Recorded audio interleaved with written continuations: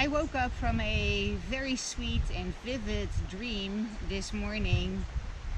I was in a public venue of sorts with lots of people. It was busy. The venue had split levels. I was sitting on a terrace-like higher level with a whole bunch of people, and there was a whole bunch of people on a lower level. And I looked down and I see a friend, or I should say a friend of a friend, who looks up to me. Our eyes meet, and he doesn't look down or look away. We maintain eye contact for a significant amount of time, and then he gives me a very subtle, beautiful, Mona Lisa-like smile and a equally subtle nod, which felt to me as tremendous acknowledgement. And it was with this feeling of acknowledgement that warmed my heart that I woke up.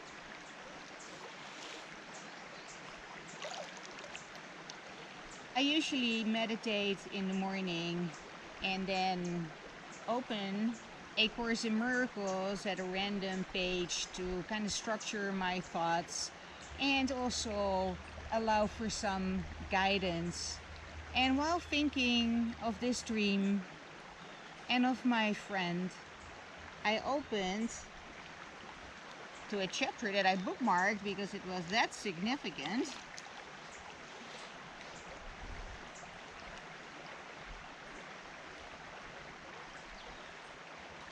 These are my new glasses, so I have to be very careful.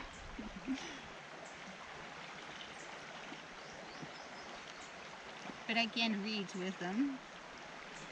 So I was doing a whole series on the workbook for students, no, the workbook for teachers. But then again, teachers and students are one and the same, and whatever you teach, you learn. And I got stranded at defenselessness. And I was contemplating defenselessness as well in my morning meditation. Also, I had some conversations with a friend about how we are not the body. And it all came together in this chapter called Weakness and Defensiveness. How does one overcome illusions? Surely not by force or anger, nor by opposing them in any way. Merely by letting reason tell you that they contradict reality. They go against what must be true. The opposition comes from them and not reality. Reality opposes nothing. What merely is needs no defense and offers none. Only illusions need defense because of weakness. And how can it be difficult to walk the way of truth when only weakness interferes? You are the strong one in this seeming conflict. And you need no defense. Everything that needs defense you do not want. For anything that needs defense will weaken you. Consider what the ego wants defense is for, always to justify what goes against the truth. Flies in the face of reason and makes no sense. Can this be justified? What can this be except an invitation to insanity, to save you from the truth? And what would you be safe from but what you fear? Believe in sin needs great defense and at enormous Holocaust. All that the Holy Spirit offers must be defended against and sacrificed, for sin is carved into a block out of your peace and laid between you and its return. Holy shit! Who wrote this crap? Oh God. For sin is carved into a block out of your peace and laid between you and its return. The return of peace, I assume. They need an editor. No offense. Yet how can peace be so fragmented? It is still whole and nothing has been taken from it. See how the means and the material of evil dreams are nothing. In truth, you and your brothers stand together with nothing in between. God holds your hands, and what can separate whom he has joined as one with him? It is your Father whom you would defend against, yet it remains impossible to keep love out. God rests with you in quiet, undefended, and wholly undefending. For in this quiet state alone is strength and power. I'm going to read this sentence again. God rests with you in quiet, undefended, and wholly undefending. For in this quiet state alone is strength and power.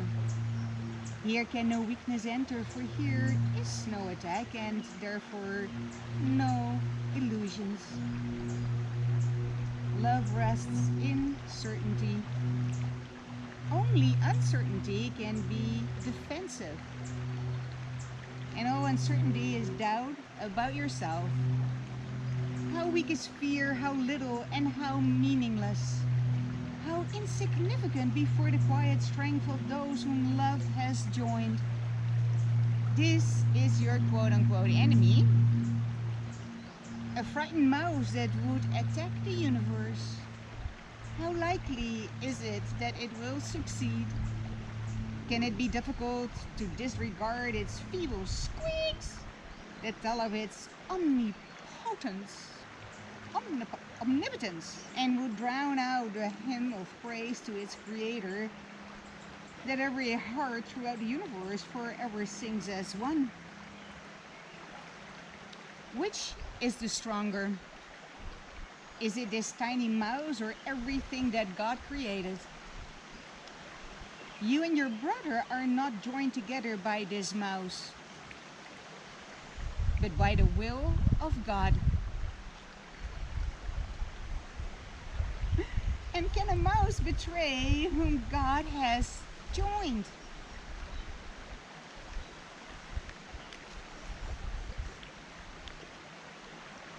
If you could recognize how little stands between you and your awareness of your union with your brother, be not deceived by the illusions it presents of size and thickness, weight, solidity, and firmness of foundation. Yes, to the body's eyes, it looks like an enormous solid body, huge, hammer-sized, immovable as is a mountain. Yet within you is a force that no illusions can resist. This body only seems to be immovable. This force with a capital F, be the force be with you. This force is irresistible in truth. It's irresistible. What then must happen when they come together? When they come together, can the illusion of immovability,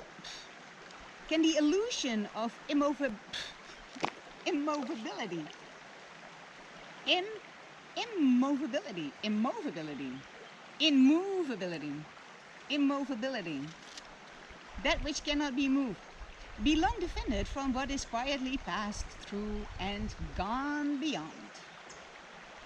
Forget not, when you feel the need arise to be defensive about anything, you have identified yourself with an illusion, and therefore feel that you are weak because you are alone.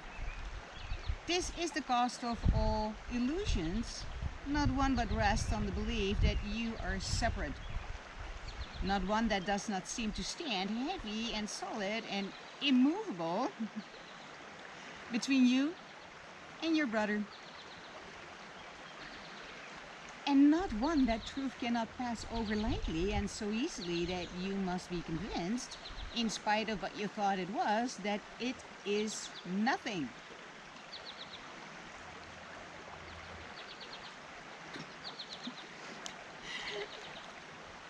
Okay, and not one that truth cannot pass over lightly and so easily that you must be convinced, in spite of what you thought it was, that it is nothing.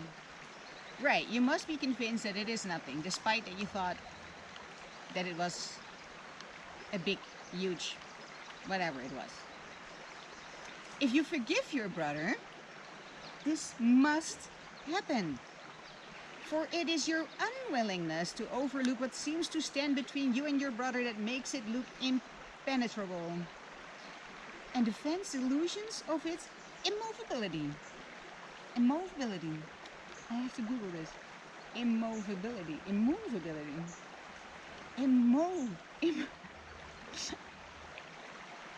Okay. It continues. The light of the holy relationship.